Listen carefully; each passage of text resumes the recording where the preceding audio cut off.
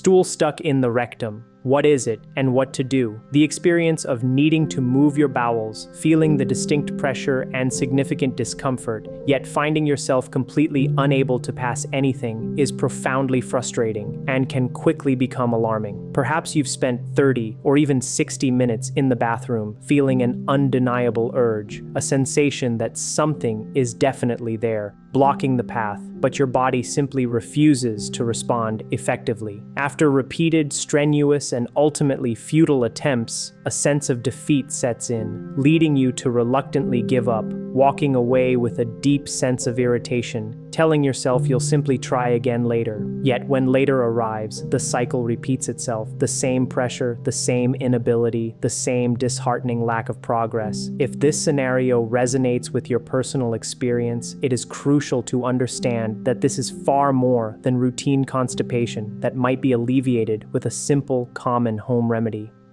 My name is Dr. Charles Everett, and today I am dedicated to providing a comprehensive explanation of what it truly signifies when stool becomes lodged and immovable within the rectum, detailing precisely why this condition carries considerable gravity, particularly for individuals beyond the age of 60, and outlining the precise step-by-step actions you must take to address it. Our discussion will delve into accurate anatomical realities and practical, evidence-based solutions. While confronting this topic may elicit a degree of discomfort due to its personal and often stigmatized nature, your health and well-being must remain the paramount concern. Should any aspect of this description feel even remotely familiar to your own struggles, I strongly encourage you to acknowledge this by typing yes in the comments without hesitation. Recognizing that you are not isolated in this experience helps foster a community of support and, crucially, aids more individuals who are silently enduring similar challenges in discovering this vital information. So,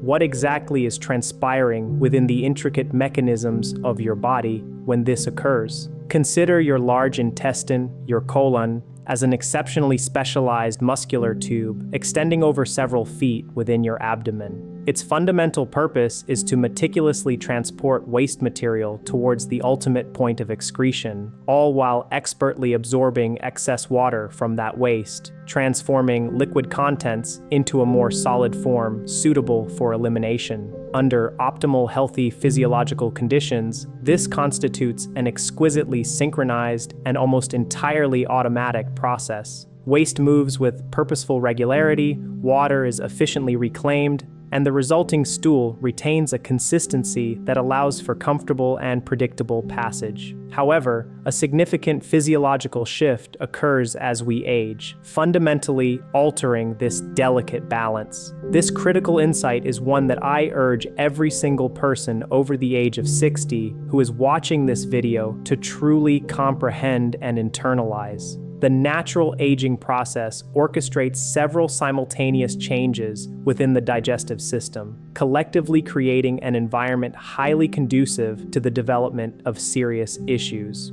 Foremost among these changes is a perceptible deceleration in the muscular contractions responsible for propelling waste through the colon. These rhythmic, wave-like squeezes, scientifically termed peristalsis, become notably less vigorous and less frequent. Concurrently, the intricate network of nerve signals that precisely coordinate these essential contractions also experiences a decline in efficiency and responsiveness. Furthermore, the body's intrinsic thirst sensation, our biological alarm for dehydration, often diminishes with advancing age, rendering many older adults chronically and subtly dehydrated without even being consciously aware of it. Compounding these natural changes is the widespread use of various medications. Numerous commonly prescribed drugs, including specific blood pressure medications, vital iron supplements, calcium channel blockers, and certain classes of pain relievers, directly influence bowel motility as an unintended yet significant side effect. These pharmaceutical agents can dramatically slow down the transit time of waste through the intestines. When all of these contributing factors reduced peristalsis, less efficient nerve signaling, chronic dehydration, and medication-induced slowdowns converge. They establish the perfect internal environment for waste material to traverse the colon at an unacceptably slow pace. This prolonged transit means that stool lingers in the lower segments of the intestine for an extended duration, losing an excessive amount of precious moisture, gradually desiccating and transforming from its normal, soft, manageable state into something profoundly hard, unyielding, and essentially immovable. By the time this dehydrated mass has been sitting unpassed for 5, 6, or even 7 days, it has solidified into what can only be accurately described as a dense, solid, unyielding obstruction. When this formidable mass ultimately reaches your rectum, the final reservoir section situated just prior to the anal canal and exit, and it simply cannot physically navigate the passage, you are definitively experiencing what is medically known as a fecal impaction. The intense pressure you perceive is not imaginary. It is a tangible consequence of this blockage. The profound exhaustion stemming from repeated, ineffective straining is undeniably real, and the deep-seated fear that something is gravely amiss within your body is not only understandable but entirely justified, because indeed something is seriously wrong and demands urgent attention. It is absolutely imperative to spend adequate time discussing why a fecal impaction represents a far greater and more insidious danger than most people typically imagine. It is precisely this aspect that so frequently catches individuals entirely unprepared and unaware. When people hear the term constipation, they invariably associate it with a mere inconvenience, an uncomfortable but ultimately harmless temporary disruption. A fecal impaction, however, is unequivocally neither inconvenient nor harmless. Allow me to guide you through the cascade of detrimental events that begin to unfold internally when a substantial, hardened mass of stool becomes persistently lodged within your rectum for an extended duration. The primary and immediate concern is structural pressure. Your rectum, while possessing a degree of inherent flexibility and elasticity, is fundamentally not engineered to indefinitely contain a cemented, severely dehydrated, unyielding mass. Its capacity, while adaptable, has definitive limits. When it is subjected to chronic overdistension, stretched well beyond its normal physiological dimensions by an impacted fecal mass, the delicate blood supply vital to the tissue lining the rectal walls becomes severely compromised. The specialized cells that comprise this lining are entirely dependent upon a continuous and adequate flow of oxygen and essential nutrients delivered via the blood. When this crucial circulation is either significantly reduced or, in severe instances, effectively cut off, these cells immediately begin to struggle, becoming starved and dysfunctional.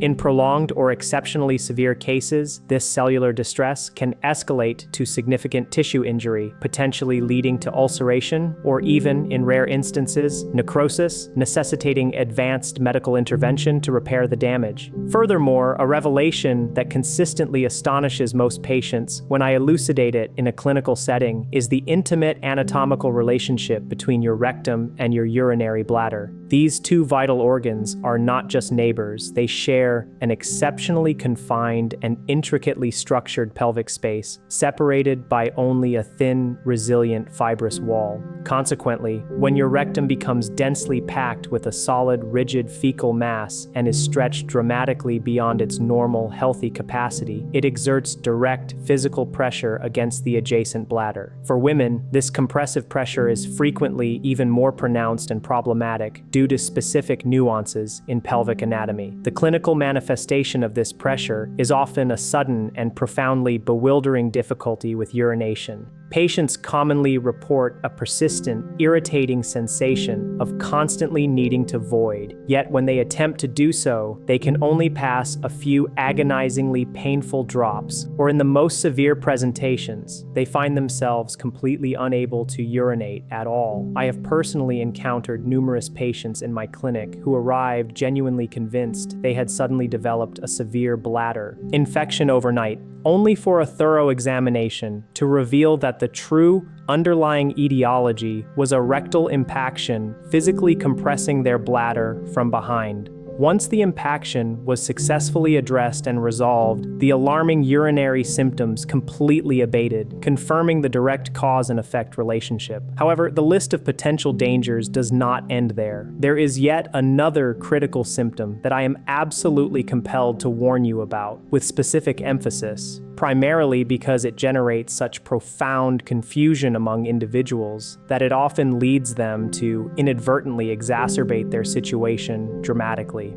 This symptom is medically termed overflow incontinence, and its superficial appearance bears an uncanny resemblance to ordinary diarrhea. Here is the precise mechanism. The substantial, solid fecal mass acts as an impassable barrier, completely blocking the primary exit route. Despite this formidable obstruction, your intestines situated higher up in the digestive tract continue their normal function of producing liquid waste material. This liquid waste, unable to flow past the solid blockade through the normal channel, has no alternative but to seep around the outer edges of the hard, impacted mass. It behaves much like water seeking the path of least resistance, finding a minute crack or fissure in a dam and leaking out unpredictably and uncontrollably. When individuals observe this liquid discharge, their immediate and logical conclusion, though tragically mistaken, is, "I clearly do not have a blockage, I am experiencing diarrhea."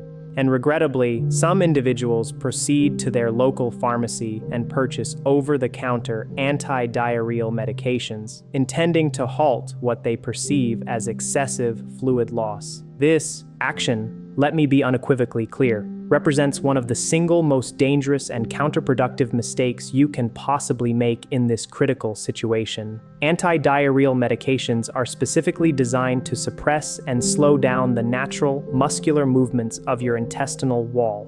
By taking them, you effectively paralyze the very physiological mechanism your body is desperately attempting to utilize to work around the existing problem, thereby cementing that impaction even more deeply and immovably into place. Therefore, if you are experiencing what appears to be diarrhea, but it is occurring concurrently with days of feeling like you cannot fully empty your bowels, it is absolutely essential to consider the strong possibility that it is overflow incontinence, not true diarrhea. Under no circumstances should you self-medicate this symptom with anti-diarrheal agents without first consulting a qualified medical professional. For this reason, I strongly advise you to save this video immediately. While you may not require this information today, if this situation ever arises for you or for a loved one, this comprehensive step-by-step guide could prove to be the critical factor in preventing a more serious health crisis. Understanding why seniors face a dramatically elevated risk for fecal impaction is crucial for both prevention and timely intervention. I wish to address my older adult viewers directly on this matter, as the statistical realities surrounding this condition are undeniably sobering and regrettably seldom thoroughly discussed within mainstream health content. Fecal impaction is not a condition that is uniformly distributed across the general population. Rather, it disproportionately impacts adults age 65 and older, with the risk profile escalating significantly with each successive decade of life. Within the specific environments of nursing homes and long-term care facilities, certain studies indicate that fecal impaction can affect upwards of 40% of residents, positioning it as one of the single most prevalent gastrointestinal emergencies encountered in geriatric medicine. Despite its frequency and potential severity, it is also one of the most readily preventable conditions, provided individuals possess a clear understanding of the underlying factors that contribute to its development. Let me outline the major risk factors that are particularly pertinent to the older adult demographic. Firstly, reduced mobility plays an enormous and often underestimated role. When we engage in physical movement, whether it's walking, engaging in formal exercise, or even simply standing and performing routine light housework, we are, in essence, mechanically stimulating our digestive system.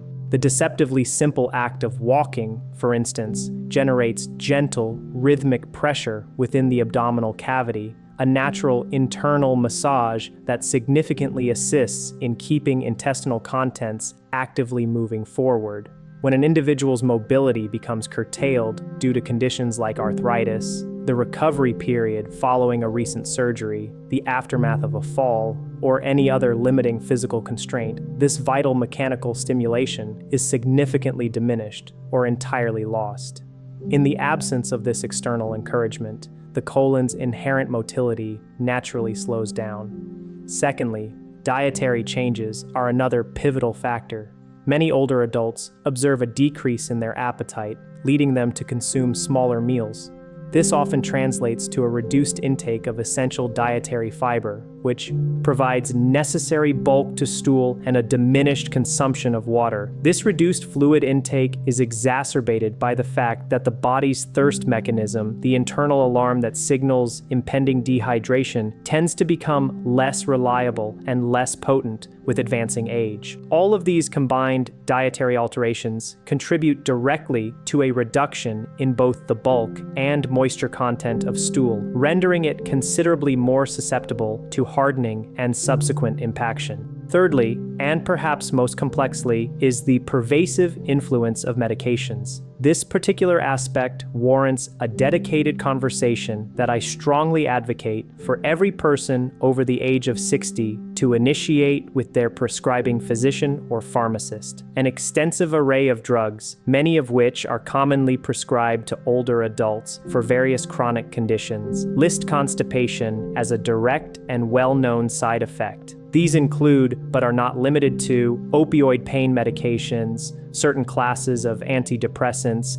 antihistamines, essential iron supplements, high-dose calcium supplements, and diuretics, which increase fluid loss. If an individual is managing multiple medications simultaneously, which is a common scenario among my older patients, the cumulative constipating effect of these combined pharmaceutical agents can be profoundly significant, leading to a severely compromised digestive function. Finally, there is the often overlooked issue of suppression. Many older adults were raised in an era where discussions surrounding bowel habits were deeply ingrained with social taboos and embarrassment. Consequently, when they perceive the urge to defecate, but they are not comfortably at home, or the timing is simply inconvenient, their learned response is to consciously suppress that urge. Repeatedly delaying or suppressing this natural biological signal over months and years gradually retrains the rectum, rendering it less sensitive and responsive to the critical internal signals indicating the presence of stool. The urge to empty becomes progressively less frequent, less urgent, and as a direct consequence, waste material lingers for longer periods within the rectum, increasing its chances of hardening. Gaining a precise understanding of your own specific risk factors constitutes the indispensable first step towards proactively preventing this debilitating situation from ever recurring. Before we proceed to the exact, detailed, step-by-step solution for addressing an impaction, it is absolutely vital that you are watching this in an environment where you can dedicate your full and undivided attention, as the comprehensive information I'm about to impart could genuinely empower you to avoid an urgent and potentially distressing emergency room visit. All right, with a clear understanding of what a fecal impaction is and the critical reasons why it poses such a significant health risk, let us now shift our focus directly to the actionable steps you must take if you find yourself currently in the throes of this challenging situation. The very first and most paramount instruction I need to convey to you, and one which I urge you to absorb with absolute clarity, is this: stop straining. I recognize that the instinct to push harder, to bear down with all your might, or to attempt different postures might feel overwhelmingly natural, even reflexive, especially when your body is sending desperate signals to expel the blockage. However, here is the crucial physiological reality. A solid, severely dehydrated, and rigidly impacted mass of stool simply does not respond to pressure exerted from above. in the same manner that normal, soft stool does. It is far too dense and unyielding. What additional aggressive straining actually achieves is a dramatic increase in the risk of inducing painful and complications such as hemorrhoids, which are swollen blood vessels, or anal fissures, which are small tears in the delicate lining of the anus. Moreover, excessive straining carries the risk of a rare but potentially serious condition known as a vasovagal syncope, a sudden and dangerous drop in blood pressure that can lead to fainting due to overstimulation of the vagus nerve. For older adults, particularly those with pre-existing cardiovascular conditions, aggressive and sustained straining can also impose an exceedingly dangerous strain on the heart, potentially precipitating cardiac events. Therefore, cease straining immediately, take slow, deep breaths, and allow us to systematically work through this protocol. Step 1. Administer glycerin suppositories. You can procure adult glycerin suppositories from any pharmacy or drugstore. No prescription is necessary for this item. For a significant hardened impaction in an adult, a single suppository is frequently insufficient to achieve the desired effect. In alignment with clinical guidance and often after consultation with a healthcare provider, many practitioners recommend the simultaneous administration of 2 to 3 adult-strength suppositories for an established fecal impaction. Here is the precise method for their administration. Lie down comfortably on your left side. This specific position is critical as it harmonizes with your internal anatomy, particularly the natural curves of the sigmoid colon and rectum, thereby optimally directing the medication toward the impacted mass. Before insertion, apply a generous quantity of water-based lubricant to each suppository. This is a crucial step that must not be omitted. The surrounding rectal tissue is likely already inflamed, irritated, and highly sensitive due to the impaction. Adequate lubrication will make the insertion process significantly more comfortable and, importantly, render the suppositories more effective by allowing them to reach their target depth without resistance. Insert each suppository gently but deeply into the rectum. As you do so, maintain slow and steady breathing to promote relaxation. Once inserted, and this is arguably the most common point of failure for many individuals, you must remain absolutely still. Continue to lie on your left side, completely motionless, for a minimum duration of 30 to 45 minutes. Setting a timer can be extremely helpful to ensure you adhere to this critical waiting period. Glycerin functions through 2 primary mechanisms. Firstly, it actively draws moisture into the hardened stool from the surrounding rectal tissue via the process of osmosis, and secondly, it provides crucial lubrication to the rectal walls themselves. It absolutely requires this designated time to effectively soften the outer layer of the impacted mass before any significant movement can occur. If you rush to the toilet after a mere 10 minutes, you will, with high probability, only expel the suppository itself, leaving the impaction precisely where it was.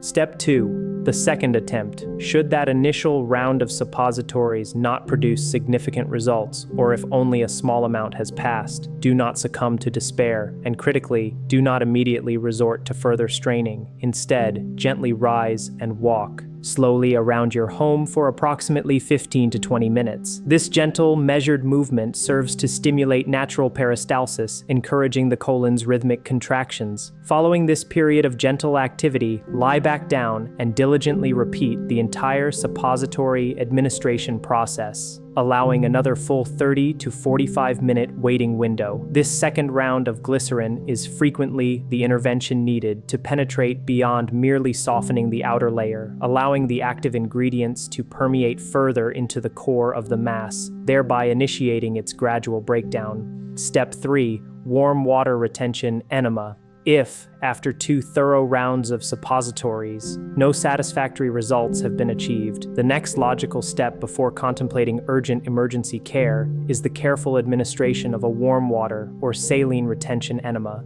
These products, such as Fleet enemas or similar brands, are readily available over the counter at most pharmacies. It is imperative to meticulously follow the specific instructions provided with the product. Again, lie on your left side, administer the enema slowly and steadily, and crucially, endeavor to hold the fluid within your rectum for as long as comfortably possible. Do not rush the process of expulsion. The primary objective here is to introduce a sufficient volume of fluid and warmth to further hydrate and loosen the impaction from above, facilitating its softening and potential breakdown. Step 4. Emergency medical care. If and only if all comprehensive at-home attempts, and I must emphasize the word thorough because genuine patience and adherence to the protocol are truly required here, have proven unsuccessful, then it is time to make a pragmatic, rational, and medically sound decision. Proceed immediately to an urgent care facility or an emergency room. This is not an admission of defeat. It is an intelligent acknowledgement of when professional medical intervention is necessary. Upon arrival at a medical facility, the skilled clinical team possesses access to high-volume therapeutic enemas that contain medicated solutions specifically formulated to penetrate far more deeply into the colon than any over-the-counter product. Furthermore, they have advanced imaging capabilities such as X-rays to precisely assess the full extent and location of the impaction, determining whether it is confined solely to the rectum or if it extends further into the sigmoid colon or beyond. In those challenging cases where clinical enemas, even specialized ones, prove insufficient, and this situation does occasionally arise, particularly with long-standing, particularly tenacious impactions, a specialist will perform a procedure known as manual disimpaction. I want to be entirely transparent and straightforward with you about this procedure. It is precisely what its name implies. A physician, utilizing protective gloves and a substantial amount of lubrication, manually and carefully breaks up the impacted mass and removes it piece by piece. Because the surrounding rectal tissue is typically extremely inflamed, swollen, and exquisitely sensitive by this stage, this procedure is almost invariably performed under some form of sedation or regional anesthesia to ensure patient comfort and minimize distress. While it may be inherently uncomfortable to contemplate or hear about, it is a safe, routinely performed clinical procedure, and the profound sense of relief that patients report immediately following its completion is, without exception, truly extraordinary. Once the fecal impaction has been successfully cleared, whether through diligent at-home measures or with expert medical assistance, your body will transition into a brief but crucial recovery phase that absolutely necessitates your active attention and dedicated care. For the initial 24 to 48 hours following disimpaction, the delicate rectal tissue will predictably be irritated, swollen, and highly sensitized. It is entirely normal to experience some degree of discomfort, perhaps a minimal amount of light spotting or a distinct feeling of rawness in the area. These sensations are expected consequences of the recent trauma and will gradually resolve with time and appropriate care. To provide significant symptomatic relief and actively promote the healing of the affected tissue, a warm sitz bath is highly recommended. This involves soaking the lower portion of your body in comfortably warm water for 10 to 15 minutes, 2 to 3 times per day. Your dietary approach for the first few days post-impaction should prioritize easily digestible, soft, and fiber-containing foods. Think nutrient-rich oatmeal, gently cooked vegetables, ripe and mashed bananas, and comforting broth-based soups enriched with soft vegetables. It is imperative to avoid anything that is dry, tough, or inherently low in moisture, as these can easily contribute to renewed hardening of stool. Crucially, cultivate a habit of drinking water consistently and deliberately throughout the day, even if you do not feel an overt sensation of thirst. Active hydration is paramount for maintaining stool softness. This immediate post-impaction period, while the memory of the distressing experience is still vividly fresh, also represents an opportune and critical moment to schedule some vital follow-up appointments. Firstly, book a visit with your primary care physician to conduct a thorough review of your entire medication list, specifically scrutinizing for any drugs known to have constipating side effects. This proactive step can identify potential culprits in your regimen. Secondly, if constipation has been a persistent and recurring pattern for you, do not hesitate to request a referral to a gastroenterologist. This specialist can conduct a more formal and comprehensive evaluation of your colonic motility and overall digestive function. Finally, if you have not undergone a colonoscopy within the recommended time frame for your age and risk profile, this is an especially important juncture to ensure that any potential structural causes for your bowel issues, such as a narrowing of the colon, a stricture, or an abnormal growth, a polyp or tumor that could be impeding the passage of waste, have been properly and thoroughly evaluated and ruled out. Now, please share details about your health condition and age in the comments section. I am committed to replying to every single comment. If you found this information genuinely helpful, please press that like button and subscribe to the channel for more valuable health insights. I want to conclude our extensive discussion today by imparting what I believe to be the single most crucial piece of advice I can possibly offer. Everything we have meticulously explored up to this point has primarily focused on crisis management, addressing an acute, urgent problem. While crisis management is undeniably critically necessary when the situation demands it, it should never, ever be considered the ultimate goal. The overarching objective, the true aspiration, is to proactively construct and sustain a lifestyle and a physiological environment in which such a debilitating crisis never has the opportunity to occur again. Long-term, sustainable prevention of fecal impaction in older adults fundamentally rests upon the unwavering strength of 4 foundational pillars of health.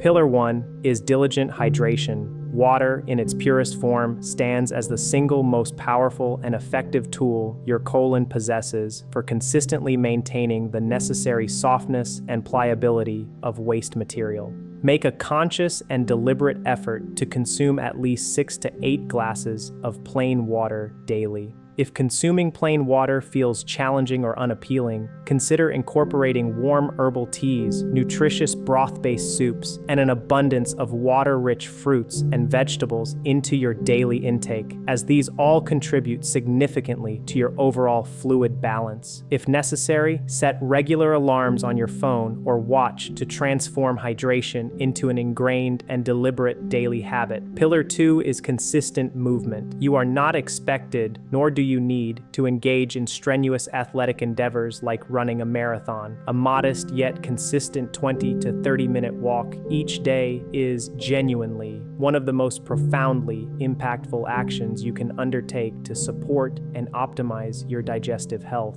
If walking presents difficulties due to physical limitations, even gentle chair exercises, simple stretching routines, or activities such as swimming can effectively contribute to maintaining vital intestinal motility and encouraging regular bowel function.